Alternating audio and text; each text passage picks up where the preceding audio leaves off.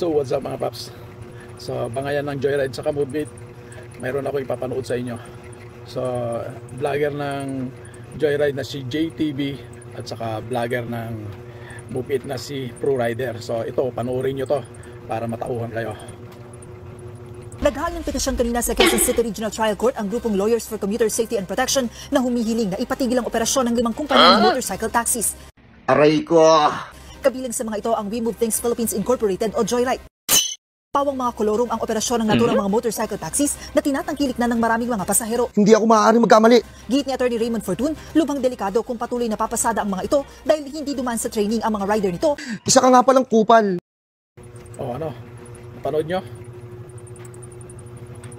Kung mangyari ito, tuluyan na tayong mananahimik mga MC Taxi. Okay? So, kung ako sa inyo, manahimik na lang kayo pareho. Okay? Let's go!